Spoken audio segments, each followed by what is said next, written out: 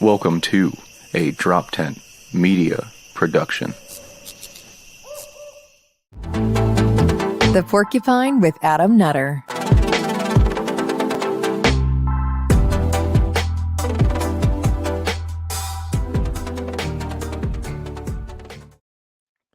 What's up, everybody, brother and sister bears? Adam Nutter. Yeah, you know that, though. Porcupine, another episode. Thanks for coming up. Again, real quick, you guys know what to do. Follow me at Adam Nutter, please, on all of the stuff. I just realized this changed color. It's weird. Come on out to all my shows. Oh, buy a shirt. Yeah, buy a shirt. Buy a shirt. Please buy a shirt. This would be awesome. Buy a shirt. droptent.com/store. Get your Porcupine t-shirt. You got the white series. You got the black series. You guys get your Disobey Your Local Nutter shirt from artwork by Top Lobster himself. Go get a shirt, please. It helps. Thank you. Come to the Pop-In April 16th, right outside of Philly in Chalfont, Pennsylvania. 2 shows, 7 to 9:30. Get your tickets for that. droptent.com/events. And also the big one I really want to plug is this month, April 30th, up in New Hampshire. I think it's in Rollingsford at the Shell. Headlining April 30th, Saturday night, 8 p.m. show. 1 show only. Come on out. Again, droptent.com/events for tickets. The show's going to be fucking awesome. Promise. It's going to be a banger. I'm bringing out some other fucking Philly guys up there with me. It's going to be a good time. That's it for me, really. That's all I really want to plug as far as shows and shit go. I'll figure the rest out in May. All right, guys. My guest today is the man himself from New Hampshire. Hopefully, will be at my show April 30th. Give it up for Jeremy Kauffman. Thank you, sir, for coming on. Hey, it's great to be on with you. Yeah, man. Thank you. I was saying before, you shaved your beard, which is your plug show picture for this is your grizzly man beard, and you come up like, God damn it. I like to let everyone occasionally know, the incredible face that's here underneath. That's fair. Just to and then I go back to the big one. It's pure laziness. Who wants to shave every day? So I'm just like, I let it grow out and then I cut a bunch of it off, and then the cycle repeats. Yeah, no, I buzz once every other week or something like that, because dude, it's the worst. Shaving sucks. I agree. It's the absolute worst. Of course, I think everyone knows you pretty much. You blew on the scene from the fucking New Hampshire Twitter account, from the Libertarian New Hampshire Twitter account. I would say, right? That was like your foray into like any heat or any like real notoriety. Yeah, I guess so. I didn't really know. I didn't really know what I was doing, but yeah, I had a meager following of maybe several thousand people or something, and yeah, it's grown a bit over the last, I guess we're coming up on like 18 months or something. I wasn't very active on social media. I had a Twitter account, but wasn't like posting all the time. I got like a little bit into it over the last couple of years. I've been posting a lot more. Yeah. It's fun.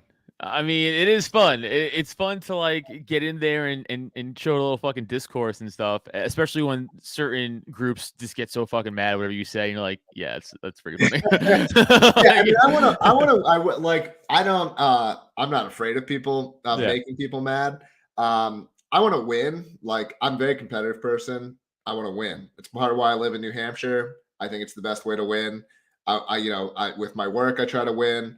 And so it's like, I think making the right kind of person mad at you can be beneficial, but it's not about making people mad at you. It's about like, I want to win, and I think that like part of the reason I'm okay with the libertarian brand making certain types of people angry is I think there is this undercurrent of people who don't have flags to rally around, who are frustrated by certain aspects of the status quo.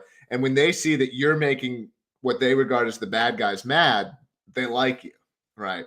And that's part of why I think it can be a good thing to do. Yeah, no, I totally agree. When you were like leading like the Twitter account for New Hampshire, stuff like that, and like all those great all those great tweets that got so much fucking national attention. I mean, you guys got like millions of impressions on Twitter. And, like, I don't know if we hit crazy billions, like that. but certainly we hit tens of millions. I want to also say like not all of those were me. I kind of did the talk circuit around them because I felt like someone needed to be out there defending them, and I would stand by them. I'd defend all of them. But like, I'm not. It's a team of people that are involved. It's a team of people that are involved in LPNH. So it's like, it's not my account. In terms of the current account, I'm probably posting maybe 1 out of 5 things that LPNH is saying. So it's not like every tweet is from me. Oh yeah, no, I totally figured it was a group. I mean, most states have a group effort of people who are in charge of that shit.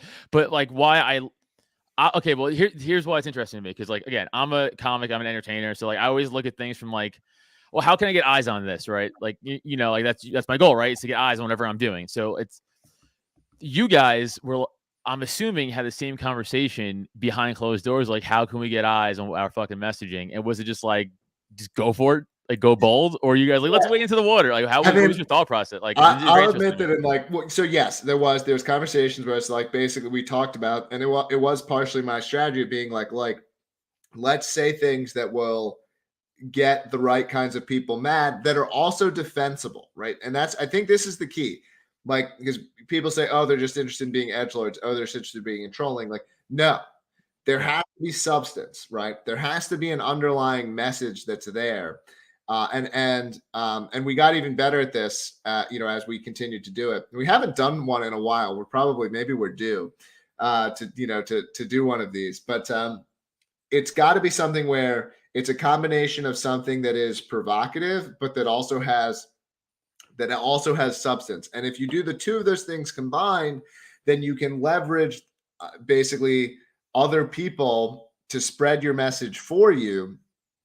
Because those people who are more thoughtful, who will look at the message, and I think like the best example of this is like the child labor one, legalized child labor, where it's like there's a real message there about how children actually learn, how ineffective the schools are, how much vocational style learning is really helpful for kids, and there's a bunch of people who will get mad at you for saying that, and so they're spreading your message. And anyone who has any kind of thoughtfulness, anyone who's willing to consider, who's independently minded enough to consider things, can look at that stuff and go, oh, there's actually something here. And the Libertarian Party, I think this is very, very important for people that are interested in seeing the Libertarian Party succeed to understand, is the Libertarian Party is at 2%. Okay. And when you're at 2%, the only people who are going to join you are at least somewhat independently minded. Okay. Because politics is a team sport. Okay.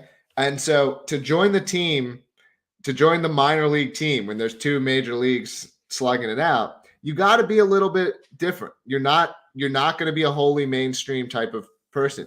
We can get, when we're at 10 and 20%, we can talk about strategies to bring in the mainstream. But when you're at 2%, you're talking about how do you get from 2 to 5? And that's a different audience than the people that get you from 35 to 50, where like, for example, like Justin Amash, who I like, I have some quibbles with him, but I like him overall. Same. And like, Justin's the kind of guy who gets you from 30 to 50, right? Like, he understands how to package it for the mainstream. I don't think Justin necessarily gets you from 2 to 5, right? And that's part of what, like, I think the Libertarian Party needs people to get from 2 to 5. Some of us are autistic, some of us are. Dude, I swear to God, I mean, I made this joke, I don't know, but maybe 100 episodes in a row now. I haven't even done 100 episodes, but like, dude, I'm sure you have too, a lot of libertarian events, and I do comedy at them, so we're there for different things, but like, I'm still chilling in the audience during the party part, and I'm watching dudes try to fuck chicks, and they just can't do it because of the autism level of like, they just cannot fucking. I'm like, no, it exists in the Libertarian Party for sure, dude. It's there strong. Sure. But I actually think the ones that are on that side of it are the ones who like don't understand, like the kind of person who's like, oh, my logical arguments are so airtight for why, libertarianism is correct. And that's all I need. That's the kinds of people who are on the autism spectrum. I think the people who get this idea that, you're building a movement, that you've got to be motivating people, that like, politics is not about policy. Most people don't have a clue about it. You're building something that people want to have some affinity for, something that people want to affiliate themselves with. You're building a brand. You're building a group and obviously there's a policy aspect of that. but the autism libertarians are the kinds of people who tend to think it's all about policy. It's all about like, oh, our vision, it's objectively correct. It's objectively better. And I'm not saying that they're wrong, by the way. Right. I agree with them that it's objectively correct. I just think that that's not what politics is about. That doesn't get you there. Yeah. I think you're going back to the child labor tweet, the whole idea of like, waking up or trying to wake up the independent thinkers. I mean, blows me away, especially with the school system and stuff, is like, we all grew up pretty much together being like, yo, school's trash, right? Like this, like if you went to public school, which I went to public middle school and elementary school, I went to Catholic high school. So I do know like there's a clear difference between those two things. Yeah. And, again, everyone went to public school, everybody, your whole life, growing up through high school, college, young adulthood, you're like, public school's trash. And then there's one point with those same adults that you're like, public school's trash. Like they're actually like it's an institution in America. And you're like, what happened? Like what happened? Where was the flip? Like, I don't understand it. The flip. Well, it's so no, yeah. I actually, I mean, I think I do understand it, which is like being a human being is all about rationalizing. That's what we're designed to do. And so it's like when you're in the public schools, you don't like them. When you, as a parent, now have the choice as to whether you're going to send your kids to them, especially someone who doesn't have the choice, right? Who doesn't have much of a choice, or they feel that they don't. I'm not trying to claim. I kind of think people always have a choice, but like you're in a situation where you feel like public schools, government schools, my preferred term, government schools are the only option for you. Once you're choosing to send your child to them, it's a good choice. When you're doing that rationalization, right? Because you wouldn't choose to send your child to a bad school. And I think that's part of what makes it an uphill battle to get people to question the government schools, because it's effectively asking them to question their parenting decisions, right? And people are very defensive for rational reasons about their parenting decisions. And so when you're saying to someone, if you're saying, hey, don't the government schools suck? And someone's like, well, I sent my kids to those for 10 years or 12 years or whatever. So of course it's sort of the opposite of what's the Aesop's fable about the grapes? It's like you can't get the grapes, so therefore they must have been rotten or whatever. Right. Yeah. And so it's like the opposite. It's like if a parent chose to send their child to government schools for a decade, the uphill battle you have to convince them that is a mistake is insane, because it's along the lines of getting them to admit that they were a bad parent.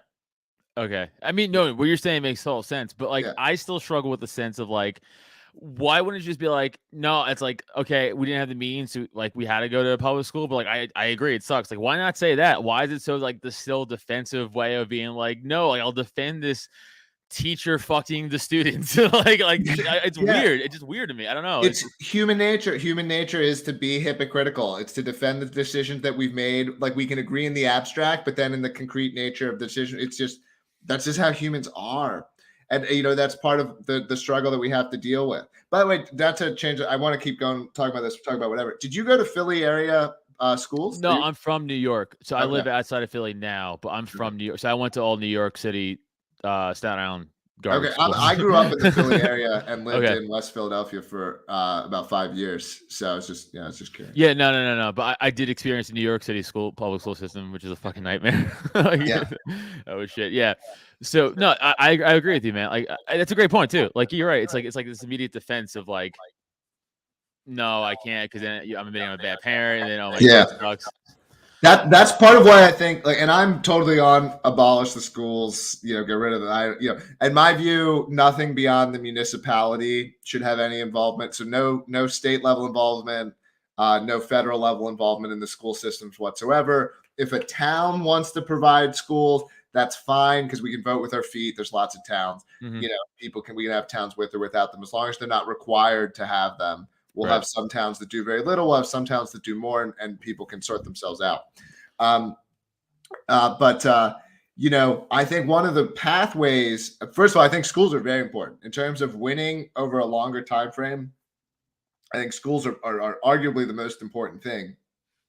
And I think when you can go to parents and instead ask them to reject the government schools, which some will if you give them the right arguments and evidence. And I support trying to get them to do that, to be clear.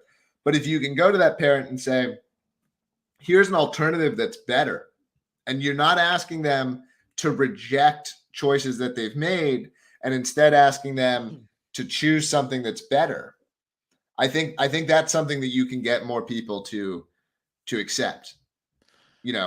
What do you think? What would your answer be for people who are like, I would love to send my kid to a private school or a Catholic school, whatever the case may be, but like we physically can't afford it, and like we can't homeschool. Like, what's the answer to that?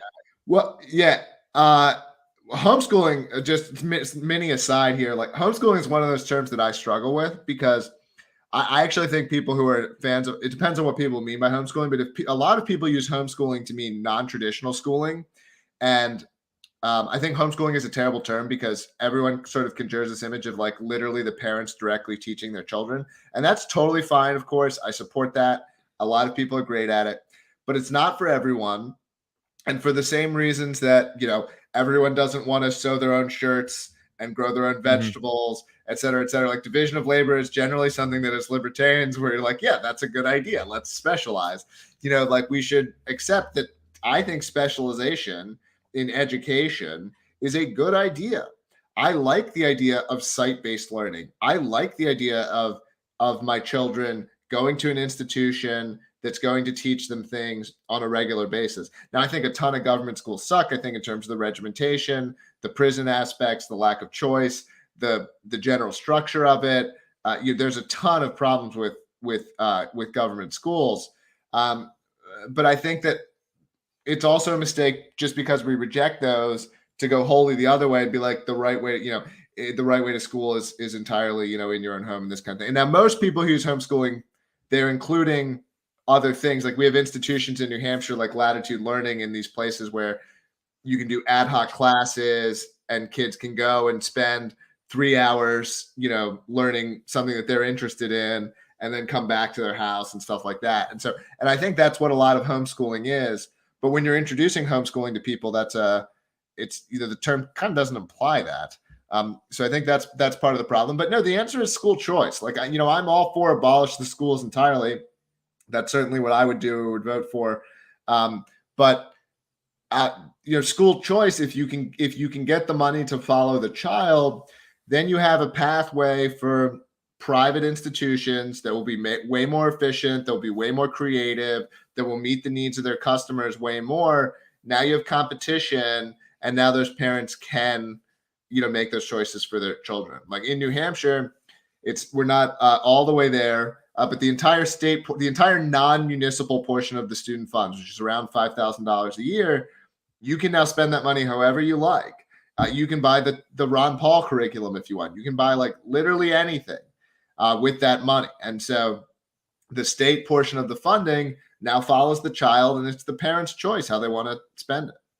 And I think that's a really great step. Is this like a big thing for New Hampshire to try to get through? It's a big thing. Oh, and they did it. It was glorious the way they did it. I've got to say, like, there's people watch all these people watch my videos now and like try to clip the Free State enemies. They like watch my videos and try to clip them. They clipped one of mine previously, an interview with Pete Quinones, and they've used it to vilify the Free State Project. So I should probably be a little bit careful in terms of how I phrase this. But basically what they did was they rather than doing it as a standalone bill, they put it in this budget bill alongside a whole bunch of stuff. And so it was some very clever political maneuvering that basically didn't allow, it made it much harder for these for the unions and these single issue, no school choice, because they're getting rich off of doing a terrible job. It made it way harder to agitate against it, and then they just kind of like jammed it through. And now that it's there, like it's been in place for more than a full year, and the Democrats came at it hard this last year, not even this last year, it's just the last couple of months. They submitted like a dozen bills to change it or to gut it in various ways, and they all failed. And in the same way that once Obamacare passed, it wasn't going anywhere. same kind of effect here. Like once the parents are now having these choices, it's going to be really tough to roll back. Now, there's a question as to how do you eliminate it entirely eventually, which is what I would like to see eventually. But it's still way better than the status quo to allow that money to follow the child, and in my opinion. That's pretty crazy, man. I mean, it's impressive too. They kind of do what Democrats always try to do, and they try to like push through like fucking bills in the back end of like shit. Like with the car thing coming up, like also we could like control your cars like in 2026. And you're like, well, what do you mean you control my car?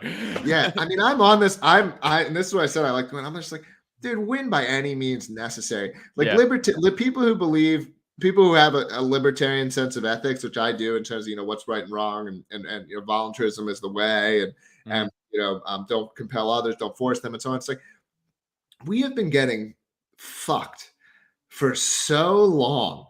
For 100 years before I was alive, we've been getting fucked, and it's like, I just want to win, man. I'm not going to care about like this, whether we won in a scrupulous fashion or not. I'm sorry. I'm like, I just want to win. I just really want to win. And I'm not like, I don't want to like lie to people. I don't want to, cheat them, I guess. But like at the end of the day, I want to win. And if we can win by, jamming some issues, same way you use reconciliation or whatever, like do it, just win. Yeah. Dude, I'm with you. Like we could talk about this for fucking hours, like the whole libertarian philosophy and like, like what works in real life practicality and what doesn't work in real, like the nap is a perfect example, I think, of one, like, especially like, I feel like a lot of fucking a lot of lefty libertarians harp onto the nap very hard. And like, that's, yeah, for like Chris Rock should have get slapped by Will Smith, sure, but like I don't know, like how do you feel like when I see like a child being abused by like the fucking hormone shit or whatever, like a parent's being like, I'm gonna give my 8-year-old hormone like, I'm like, I don't know, I kind of want to beat that guy to death. Like fuck the nap, you know what I'm saying? I don't care. Like it's just like, I don't know, I get like and everybody has their own fucking thing, I think, like with their own issue. That's just mine, so it's just, I don't know how much of that is in practicality can we really take into like a real world political battle and shit. Right. Like they're not, because my point is like, they don't care. Like the right and left, they'll kill babies like to win. Like, they don't give a shit about the nap, dude. Well, like, I struggle with some of that. So one, I mean, I do, even if something I find like there's a lot of stuff that people do to their kids that I find personally like morally reprehensible. But then if I step back, like I want to raise my kids in a way that other people would find morally reprehensible, So it's like you've got to have some kind of like, I'm in favor of like very, very strong parental rights, because I think that any kind of structure in which it's okay for people to interfere with how people want to raise their children, like could be used against me. So those reasons, I'm kind of in favor of like parents being allowed to do things that I would personally find very wrong, would attempt to talk them out of, would not be friends with them over, would not, would do all kinds of things to attempt to stop. But once you're bringing that kind of like violence into the picture, it's like, well, what's the principle of what they couldn't do it against me? So maybe that's one of my more LOL positions. That's fine. No, it's not really. Yours was a lot more nuanced than that, dude. It's not. But I don't even necessarily disagree with you, because you made a very good point. Like it could be used against us and I get you, but like again, we all have our fucking issues that we're like, I don't care about sense. Like I just want, that's just mine. I look at like, okay, if you just saw a guy beating up a child, you wouldn't be like, well, it's his kid. Oh yeah, no, yeah, that's what I'm saying. Absolutely, that's what I'm saying. But like, on the nap, so I think like that's an important one for libertarians to recognize, because I think actually the nap. So even if you believe, even among libertarians, you'll find breakdowns of the nap. David Friedman has some great stuff on this. Like, like someone you've fallen off of a balcony and you're hanging from a flagpole that's not yours, and they say, let go. Things, these sort of thought experiments where we'd be like, well, no, I'd violate. Of course. These kinds of things. But even setting aside these kinds of hypotheticals, I think the nap suffers from the same problems that the Constitution does, in the sense that attempting to come up with a set of words that describes things will not work if people differ in their fundamental underlying values. And this is how, despite a constitution that was supposed to strongly restrict the government, you have a Supreme Court and a legislature and a general system that's managed to like say that all these things fit with the Constitution. And like you can look at Supreme Court rulings where it's like, as a libertarian, you're like, how could that possibly be the decision? You know, where you're like you're growing you're growing corn on your own farm and feeding it to your own chickens, and that's interstate commerce. You know, where like they'll twist things in a crazy way. Right. And so I think the same thing would happen with the NAP. Even if everyone was like raised their hands, like, yes, I agree in the non-aggression principle. I won't initiate aggression. People with different values will just reinterpret aggression to mean something else. Right? They'll say that if you're not vaccinated, that's aggression. If you're not wearing a mask, that's aggression. You know, if you don't pay for people to afford food, you're aggressing against them because you're making them starve. You know, like I can come up with the same kinds of convoluted arguments. And so what's actually important is to make sure that we have these shared underlying values. And when we have the shared underlying values, then we can also agree on what words mean. But if we have very different underlying values, then even agreeing on words isn't going to be sufficient because we'll just interpret those words differently down the line. Yeah, dude, I agree. And that's the thing is like a lot of the shit's nuanced, right? And like people want to make it so fucking black and white. Yeah, I certainly agree with that. And you're like, you can't. It's it's so. I mean, pick a fucking topic that we talk about, and you can make it. There's a nuanced argument for it. Yeah, and social media, and I'm generally a fan of social media, but one of the things that social media does encourages black and white takes. I mean, I've seen it myself on Twitter as it's something that I've gotten into. It's like, look, if I say something nuanced, it generally doesn't do well. If I say something that's like vicious, like, you know, that's like people are like, yeah, I love this. You know, that's how people are. Most people don't want nuance. No, you're right. Even when you dumb it down to joke stuff on Twitter, like if I just put a joke out on Twitter, it's like maybe a little more highbrow, thoughtful joke, I would get like 7 likes. I'm like, what's up? But put like dick and butts, it's like 20 fucking retweets, 100. I'm like, come on, what are we doing? So you're right. I think people just sometimes like to go to the easy angle almost, where it's like, well, I don't have to think, so no. Yeah, like, that's my take on it. And you're like, okay, so you don't want to like, no, I don't want to think about it at all. And you're like, cool, and you're like, but you vote. And that's the problem. Well, I mean, but I yes and no. I mean, I've kind of come to embrace it as a free stater. Like I've kind of come to embrace it. It's like, look, libertarians, maybe they're better than average than people on this, but at the end of the day, libertarians are people. They're people just like everyone else, and everyone wants a tribe, and everyone wants to, fire shots at the groups that they don't like, and everyone wants to be tribalistically support their group. And it's like, okay, fine. Like, let's just have our own.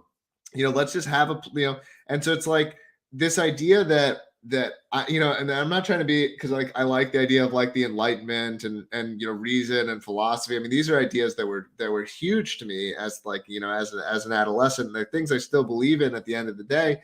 But I've come to believe that like at the same time that they're just not for a lot of people, and that's fine. We just have to accept reality as it is. That's part of what being a rational person is. You accept reality as it is.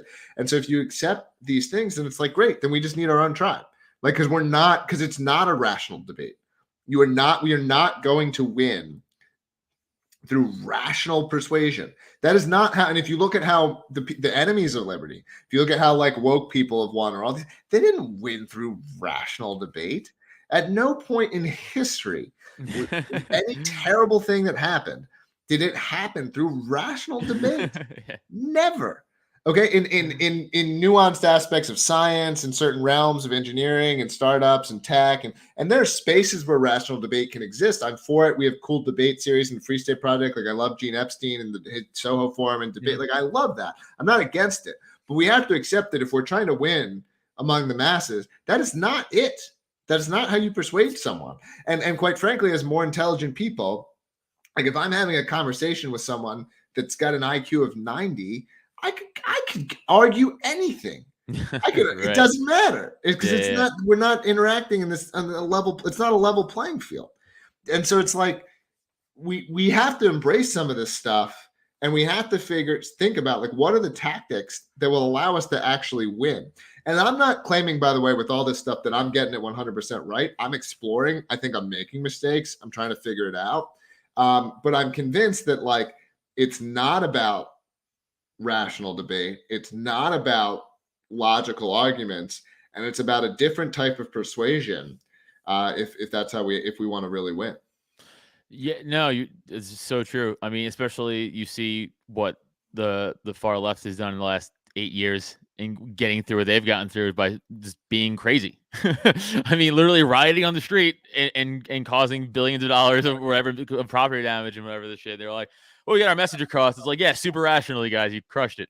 Yeah, They that's just a do what they big one want. for me. Yeah, they just do what they want. Don't we have you have to adopt the same, like, don't punch libertarians, critique them privately, tell them. And I'm not saying I haven't broken this rule, but I'm trying to live by it of like, let's not attack each other, let's attack the enemies, let's attempt to be a cohesive front, in the same way that, like, how many leftists were willing to call out Antifa or BLM, Right. etc. And by the way, you see the same thing on the right, where how many people, like, I think January 6th was overblown, but was there violence committed? Were there people there who were hitting people and hurting people? Of course there were. Yeah. How many people on the right? I don't think the right's quite as good as the left is at this, but, like, there's a bunch of people on the right who will do the same kind of thing. No, absolutely nothing. Nothing happened. Right. And so and like, look, the truth is it works. It does. It works. you know so I'm not saying that you have to go all the way to, like, lying. I'm against lying. I try very hard to never lie, but we can choose how we're allocating our energy and our criticism. And, like, let's mostly not criticize libertarians. If you've got a problem with someone, take it to DMs, take it to a phone call, and let's focus our public criticism on people that aren't on our team. Yeah, no, we're really bad at fighting with each other, especially publicly. I mean, even people who don't really know what we do, they know we fight. Like, it's not good. Yeah. It's almost because I feel like we're just okay, because, like, the left and right, their terms are, like, defined for, like, hundreds of years, like 100 years, right? Like, in other words, like, their lines and rules and what they got going for them, we all get it. But with us, we're still since the 70s. So I still feel like there's, like, an internal fight over, like, our lineage, if that makes sense. I don't know if I'm describing this well, but, like, you see what I'm trying to say? Like, because, like, the right and left have this strong lineage, and we don't.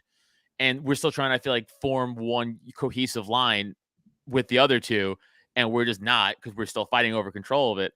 And it also go back to, like, what you said about win any way possible, which I agree with you on. Like, any legal way, and I assume not cheating or anything like that, but, like, I look at, like, people go like, "Oh, your party's full of feds." I'm like, that's a hack line. But then you look at guys like Vermin Supreme and, like, the guy got naked, and you go, "Oh, maybe, I don't know." like we have so many fucking also disasters that also have, like, a loud voice in this party. That's a problem. Yeah. Right. This one don't take this seriously. It's like, it's one of the reasons anyway, not the reason. Well, right, and that's a tough one, because the libertarian movement has, or at least the Libertarian Party specifically, it's more easy to comment on that than the movement at large. The Libertarian Party has tried for a long time, to have this coalition between left libertarians and right libertarians, where I would say the biggest issue between those two camps is sort of the nature of egalitarianism, which is the driving factor behind these social issues and so on. I think it's ultimately how egalitarian versus non-egalitarian they are. That's probably the most fundamental sort of difference between the two. And so they're trying to get them to work together, but they have these dissimilarities, and that makes it hard. And look, I've certainly I mean, Vermin in particular is, like, someone who I used to have some fondness for, because I liked the way that he satirized, a lot of the system. But as someone who in terms of the people he's brought in and so on, I'm like, I don't like these people. I don't, they don't feel like allies to me. And then at the same time, if I look at the whole continuum of people, like, they're probably still closer to me, even though I don't like them. A lot of them, like, how far away if I lined up everyone in America and figured out how far away, like, the average Vermin supporter is probably closer to me than average, even though I dislike some of the stuff. And so that's a tough thing to reconcile, like even some of the people I've beefed with Sarwark and I've beefed with Andy Craig and these people. And it's like at the end of the day, I think, well, actually, even more so with the Andy Craig and Sarwark types than Berman. Berman may actually be a communist. It's tough to tell. I don't think Sarwark and Andy Craig and sort of some of these like Cato regime libertarian, whatever you want to call them, I don't think they're secret communists. I think they're pretty libertarian. I think we disagree on some social things or some fundamental things, but like I'd actually like to be working with them more and fighting with them less. Yeah, I like guys like Sarwark. He actually does feel like a plant. He's maybe the word. He actually does feel like a legitimate plant. He does seem like he's become very bitter and ill-intentioned, and has very ill intent. So maybe exclude him. But a lot of these people, the Cato people, whoever. Yeah, I agree with you. I agree. Yeah, no, yeah. I'm not one of those people to be like everyone's. But by historical standpoints alone, there has to be. I mean, they have him in the Republican Democratic Party. Why would they? I heard. I mean, I'm sure you heard the same story where there were feds in the room the day the Libertarian Party was created in the 70s. Like they were in the physically there. It was it's I'm sure that's true. They don't want their power threatened by anything else. Yeah. I mean, and I'm not in any way suggesting that that's false, but I also think it's something that you can mostly ignore. Like to the extent that they're I focus on building and accomplishing things. I think that accusations of X or Y as a Fed or that's actually part of why it works, because it encourages this sort of internal fighting, and it's look, if someone is encouraging you to commit crimes or encouraging you to commit violence or this kind of thing, then you can be on guard against that. But otherwise it's I don't know. Who cares? So 1 out of 100 people, 1 out of 1,000 people. All right, fine. Dude, you're kind of right. I mean, they would want us to think we had plants in there anyway. You're right. It's like the Twilight Zone episode. Remember the Twilight Zone episode where everybody's power was going out and people start turning the whole neighborhood just turned on each other because it was the aliens fucking with them. Look, they're fucking dummies.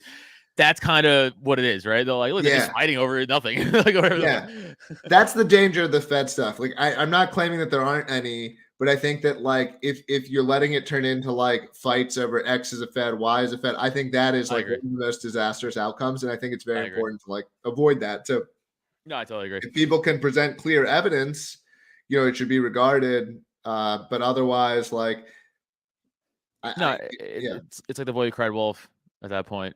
Where you're just everyone's a Fed, everyone's a Fed. It's all right, chill, dude. Everyone's not all right, let me ask you this. You're running for Senate, which is crazy. Why? What made you be like, I'm gonna ruin my life with this? Charlottesville. After Charlottesville, I couldn't. Of course. I need to work on a better political answer to this. Charlottesville's funny though. The truthful answer is they asked me. And I said, I'm not really interested. And then they asked me again. And I said, well, here are some constraints and factors that are concerns to me. And they're like, yeah, that's all cool. And I'm like, okay, I'll do it. So, I'm not, I'm running for Senate, but and I think it's okay to just say this. I have no desire. I would do it. I would do a good job. I have no desire to be in it. It's terrible. Right. Yeah. It's part of the I think the government sucks. I think everything about the government sucks. I think the entire way that the government, I run a company and I have a whole bunch of procedures and practices designed to keep things efficient and operating smoothly. And every aspect of the government that I deal with is the opposite. It's nothing like how I would personally do things. I mean, I'm dealing with, I have a whole court case with my company. It's a civil case. It's not, I'm not under it's a shitty situation, but I'm not facing, some libertarians face jail time and stuff like that, like the Crypto 6 and whatever. So it's nothing like that. But it's just terrible. It's terrible. The way they do everything is terrible. It's so inept and incompetent. And it would be like being back in school. That's the last time in my life that I've been because pretty much I got out of school and I did go to college. So you got a little bit of it in college. But college was way better and so really government schools is one of the times where you had to deal with the most bullshit and arbitrary rules and stuff that just didn't make sense. And that's what being in the Senate would be like. and I would not like it. You know, so that's my honest answer. But I think it's a chance to have an impact. I think we can impact things in New Hampshire. I'm hoping we can impact things nationally as well. I know a lot of people saw the first ad that I did with Dan Smots. Yeah, I was going to talk about that. Yeah. What made you guys decide to go with War is Gay, which is brilliant, by the way. It's so fucking funny. If anyone hasn't seen it, go. I mean, it's on Dan's page, Jeremy's page. It's so fucking funny. But what made you guys go with that? Yeah, so Dan actually titled the video, and I was not actually 100% on board with that title because I avoid using gay as a pejorative generally. But since the whole thing is satirical, I was kind of cool with it. And it's a lot of it. So a lot of it's Dan, and he's an editing genius. So like, a lot of the best jokes in that video are Dan's. But I kind of like ad-libbing. Like I do these like little mini videos and stuff on my on TikTok. Some of them have blown up, and so Dan and I just went out along with a guy named Bill, who's also very helpful, and we did enough material for like 6 or 7 ads. Some of them probably won't come together, so maybe we'll only get 3 or 4 out of it. I don't know. And that was just one of them. Was just like I just ad-libbed for like 10 minutes, satirizing. How because the military just they just want to fight, right? Yeah. They just want to kill people. So it's Right. like they'll adopt whatever set of beliefs. And so that's why it's like seeing the military go woke because they could tell that that's the current cultural trend. They're like, okay, we're woke now. Like, do we still Right. like if we still get to kill people, we'll be woke. Like, we don't really care, like if we'll be conservative Christians if that lets us kill people, or we'll be woke progressive if that lets us kill people. Right. We're mostly concerned about getting the money to kill people, and so like seeing that phenomenon, because I came from to libertarianism from the left. Like my parents were hippies. I was proudly anti-war at 16 after 9/11 when no one else was. It was a very unpopular position. And so like seeing that, and now seeing the military then, like if you saw the way, how it was like you had like Donald Rumsfeld, this is like a Christian mission to go to Iraq, right? And the military is on board with it.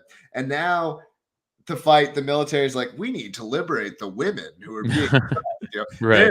they're not treating trans people right, so better get the military. And it's like I've become so cynical. Not that I wasn't cynical before, but now it's like they'll just adopt anything because what they ultimately care about is being able to fight. So they'll believe whatever lets them fight. And so I think humor, especially when you're an underdog, is like one of the best ways that you can win. So we're just trying to go out and have some fun with it.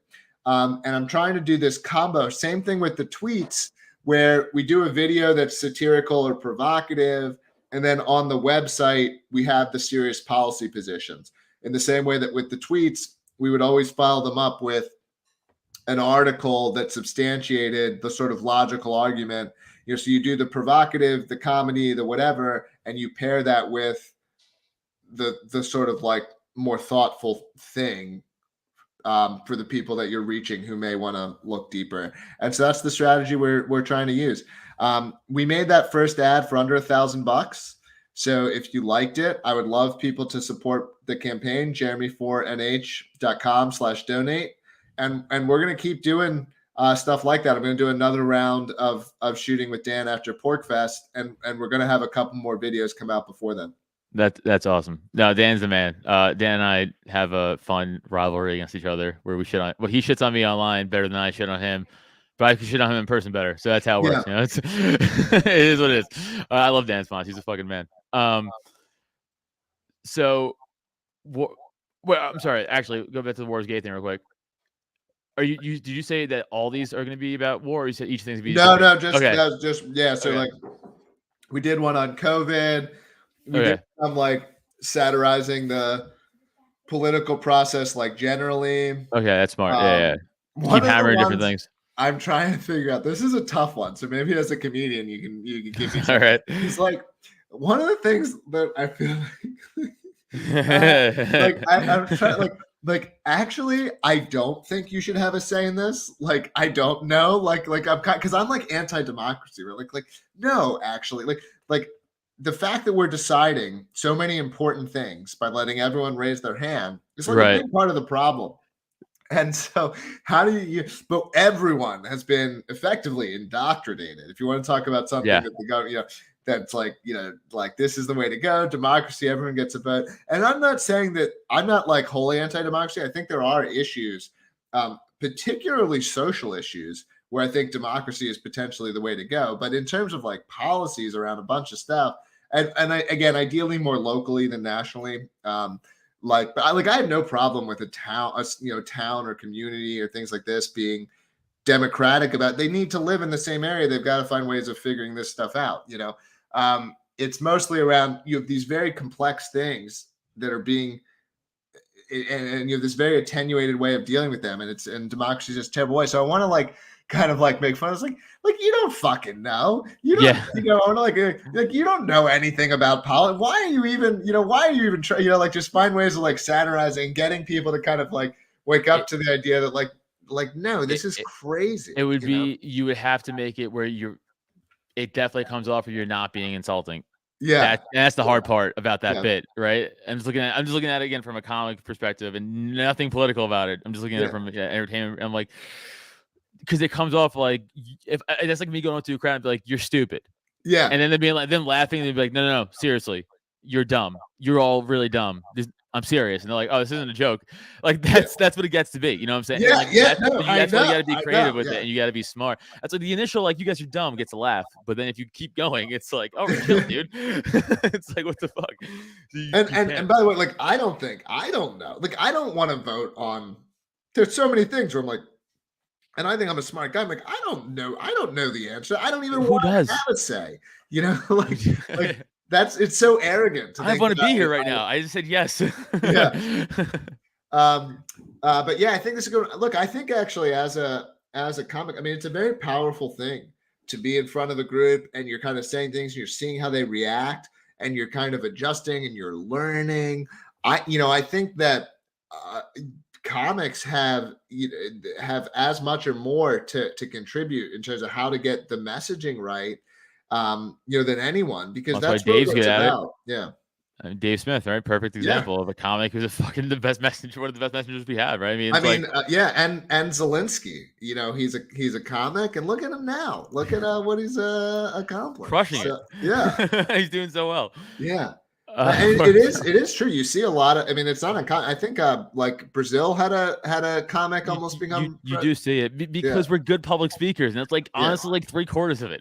It's just being well, you learn so much about how people react to things. I mean, you were like it's one of the things that I think has helped me a lot. Is I've just at this point I've done so many podcasts and so many appearances and so many things, and I've spoken. And it's just like you just learn a lot about how to do it. I was a way worse speaker in my, early to mid 20s where I was, more of that type of libertarian we were talking about earlier. And I've just done it enough times of like, well, that was terrible. So let's not do that again. Yeah. And you learn what works and what doesn't. And I think that this is one of my strongest things for us to believe is to like, we don't know what works. And like, we've been failing for 50 years.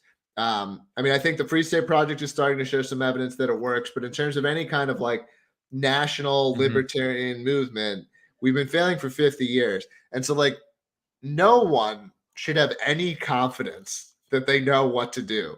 We should all have a lot of humility about that fact because we've been losing. And so to act like anyone knows, like we should be supportive of people trying things, we shouldn't be too critical, even if we see someone trying something that doesn't make sense to us, because right now we're trying to find a strategy that works. And so far we haven't found one. We haven't seen one. No, it's, you have a point about the masses being dumb. I mean, even Colin Quinn talked about it in his special about like the founding fathers and stuff like that, where he's like, Ben Franklin was like, no, he's like, let the common person vote. They're dumb. What's the worst thing they could do? And everyone was like, no, we can't let him. He's like, watch what do you think about what's going on? He's like, I don't like it. It's like, all right, cool, noted. See, he's like, they don't know shit. That's definitely an issue. But then it's rough telling people, oh, you can't vote because you're dumb. Yeah. Let me ask you. All right, so you're running for Senate. What personally is your biggest platform that you want to see changed or fixed or disbanded as a candidate? Well, this is another one where it's one senator can't actually No, of course not. But like, what would you just at least like want to try to, get going? Is my, the most you could do at least. Yeah. Well, I mean, so one of the things that I can do is that you've seen how one person, and Amash has done this in the past, and Massey did it very recently, where like one person can make a difference in a conversation in terms of how specific issues play out. As one senator, it's very unrealistic that I could get, whatever dream issue, like passed or whatever. But could I create attention for causes? Could I, sort of throw a wrench into things when that's helpful? Could I do coalition building, around, certain kinds of issues or whatever? But I will do in a way that I think is helpful, like I'm willing to do stuff that will create attention for things.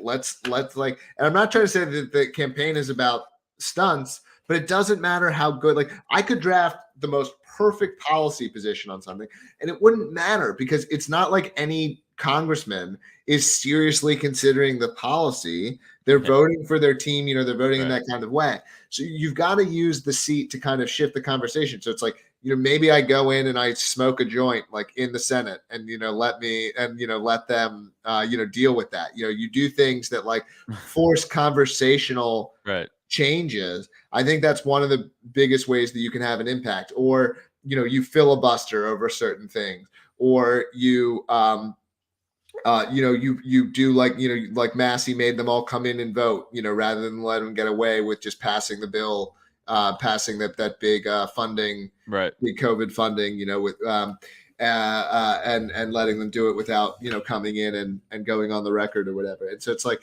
if you're one guy, it's kind of like a depressing answer. Like I wish I could be like, well, just elect me, and I right. No, of course not. Yeah. But you look for things like that. I also think that something that libertarians could try to do, and this is something that we could try to do whether I win or not, but it's certainly something I would try to effectuate if I win, is like libertarians are a minority. I think they're actually one of the more oppressed minorities. So that's got me. That's one of my comments that people haven't liked. But we can look for ways that minorities have gotten protections or exceptions in the past. And so, you could say that, for example, like if you declare yourself to be a libertarian, that you can be exempted from Social Security, right? So allow people to opt out of Social Security, allow ways of, in the same way that like, look, everyone had the right to marry a person of the opposite sex, but that wasn't sufficient because homosexuals have different preferences. They have different innate preferences. They're minority preferences. Most people in the country aren't homosexuals, but it still makes sense to respect those minority rights because they're human beings with dignity, et cetera, et cetera. And so, like, I think that's one of the things that libertarians can learn from is like, well, like, look, we don't have to convince you that Social Security is a bad idea necessarily, but if we could convince you that we sincerely don't like it, right. And in the same way that like, look, I think a lot of times libertarians try to like, it's like, do you want to, if you were fighting for gay rights, would you try to convince people that they ought to be gay? Or would you try to convince people that no, I'm sincerely gay, and that's a position that's I really am this way. I think that's one of the ways that absent concentration, which is my preferred strategy, that libertarians could win is by getting this kind of recognition that like these may be minority preferences, but they're strongly held. We genuinely believe them. Like I think libertarians are genuinely offended by paying taxes in a way that other people aren't. I think libertarians are genuinely offended by certain things in a way that other people aren't. And so if we could work to get recognition, the Amish have done this. The Amish do not have to pay Social Security.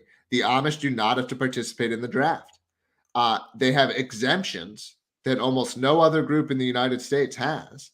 And so I think this is a potential path for libertarians to get some victories that don't require persuading everyone. They just require being a loud enough block and saying we genuinely believe these things and we genuinely want them. And we're not trying to take these things away from you. We're just asking for special or different rules for us. I think that's one way that libertarians could achieve some things without persuading everyone. How the fuck did they get out of the draft? How did they get out of that? They worked as a block and they just refused. There's like, okay, you can keep arresting us. We're not going to do it. And they did offer, I do believe they have like some other things that they're supposed to do in the event of a war, but no Amish person like will make be drafted. Fucking fireplaces. Like what? What? Like you guys got to build a fire. I mean, I actually think getting out of Social Security is more impressive than getting out of the draft. Honestly, I don't know, because I think getting out of a pawn to be a war piece of the war machine is harder to get out of than just not getting money back at the end. I don't know, right? Because you're trying to get money back at the end of Social Security. Do you know? Yeah, right. So I feel like they would want you. They'd rather kill you than give you money. Yeah. So, but I think this is like a really powerful template that libertarians ought to be looking at. Is what are ways that we can, as a movement, what are ways, exemptions or different rules, that you can sort of opt in the same way that like there are different rules for gay people, right? In the sense that it's the same rules, but like they only apply, so it's like things like in that scenario, like get us recognized as a minor, like we, look, libertarians, we deserve to be a protected class. If we're going to protect classes, we deserve to be protected too, That'd be sick. I mean, Scientology kind of did that. They just kept suing the government, and they're like, all right, don't pay taxes. Yeah, right. It's like, I mean, this is the power of acting as a block. I mean, this is Nicholas Nassim Taleb has this idea called like the tyranny of the minority, which is where like even if you're a small minority, if you're vociferous enough, you get what you want. It's why it's why so many foods are labeled as kosher. How many people care if food is kosher? You're not even 1% of the population. People. Yeah, right? No idea. Yeah. Right, but because they're loud enough and they care enough, you get the kosher labels on the food. And so like this is something that libertarians can do, even if we're only a couple percent of the population. If we're loud enough and we care enough and we act as a block enough, we can maybe get some things to happen, just because other people don't care enough to stop it. No, you're right. I mean, look at the tactic that's used by the progressive left, right? They're the minority in all this fucking radical shit, but they just get on Twitter and they fucking bitch about it. People are like, whatever. Yeah, we'll make a flag. It's like stop complaining. It's like they cave in automatically. Yeah. So all right, so that's pretty much. So is that man? It does suck that you kids can't walk in there and be like, get rid of schools. It is a bummer. It's like you can only literally do so much. Like even if you're the president, dude, you could only do so fucking much. Like you couldn't even run away with it. So I mean, that was actually the opening of the essay that announced the Free State Project. In the first couple of paragraphs, and you can Google it or whatever, like Jason Soren's Free State Project founding essay. It's a great essay, holds up very well.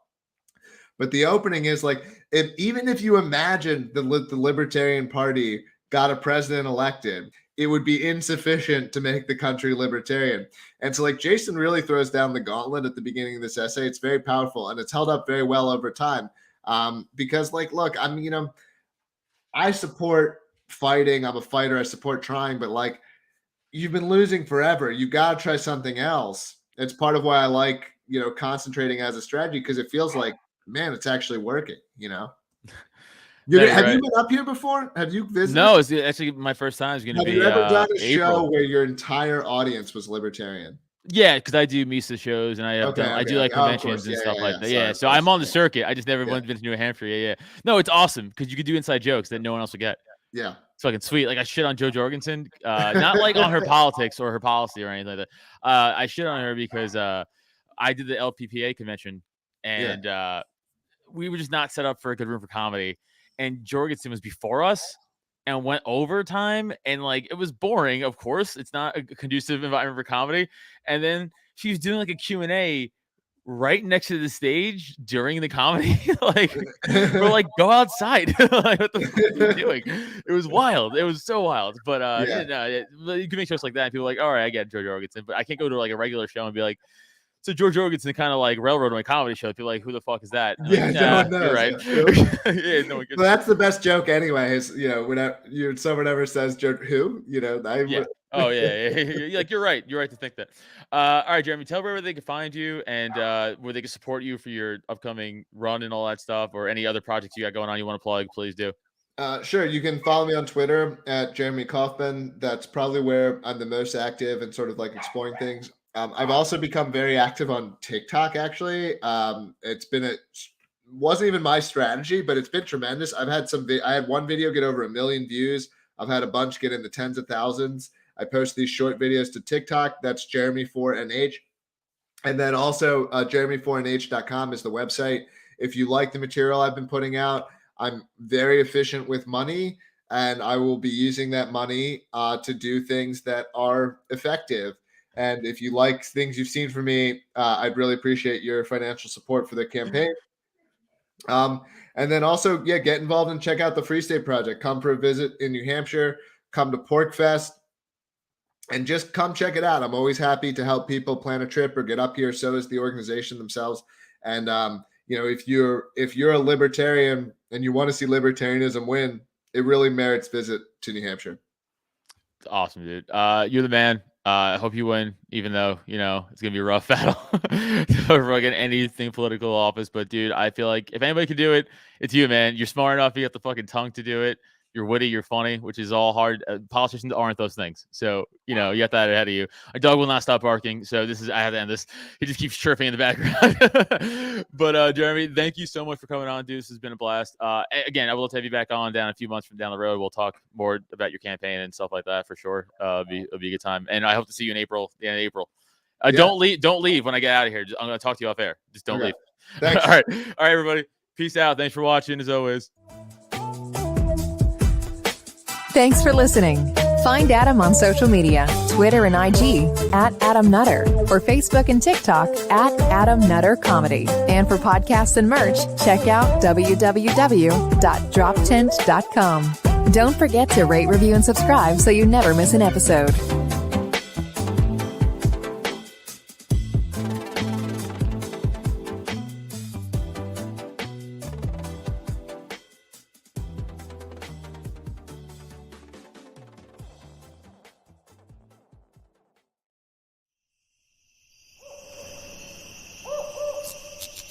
This has been a Drop Tent Media production.